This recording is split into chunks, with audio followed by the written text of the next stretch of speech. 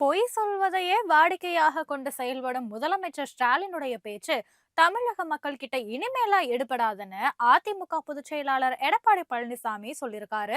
இது குறித்து அவர் வெளியிட்டுள்ள அறிக்கையில் என்ன சொல்லியிருக்காருன்னு பார்த்தோம்னா, சென்னை நுங்கம்பாக்கத்துல நடைபெற்ற ஒரு விழாவில் 7.5% உள் இடஒதுக்கீடு திமுக அழுத்தத்தால தான் அதிமுக அரசு கொண்டு வந்துச்சுன்னு மிகப்பெரிய பொய்ய ஸ்டாலின் கட்டமைத்திருக்கிறதா குற்றம் சாட்டியிருக்காரு. அரசு பள்ளிகள்ல படிக்கும் ஏழை எளிய நடுத்தர மாணவர்களுடைய மருத்துவ கனவை நிறைவேற்றுவதாக மாணவர்களோ பெற்றோர்களோ எதிர்க்கட்சியினரோ கேட்காமலேயே தனது மனதில் உதித்த இந்த திட்டத்தை நிறைவேற்ற திட்டமிட்டதா குறிப்பிட்டு இருக்காரு.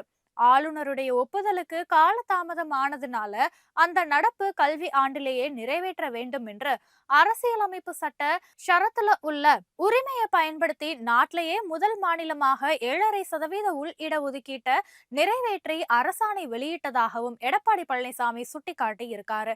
ஏற்கனவே தாம் முதலமைச்சராக இருந்தபோது சென்னை மாநகராட்சி பள்ளிகளுக்கு காலை உணவு வழங்கும் திட்டத்தை தனியார் பங்களிப்போட அமல்படுத்தி இருக்கோம்னோ இந்த திட்டத்தை உல்டாவாக்கி புதிதாக கொண்டு வந்தது போல முதலமைச்சர் ஸ்டாலின் தம்பட்டம் அடித்து வருவதாக விமர்சனம் பண்ணியிருக்காரு. பொய்யாலையும் விளம்பரத்தாலையும் உயர்ந்தவன் வாழ்க்கை நிலைக்காது என்பதை ஸ்டாலின் உணரும் காலம் விரைவிலேயே வரும்னோ, இனிமேலாவது இது மாதிரியான பொய்யை கட்டமைப்பதை அவர் உடனடியா நிறுத்திக்கணும்னு எடப்பாடி பழனிசாமி வலியுறுத்தி இருக்காரு.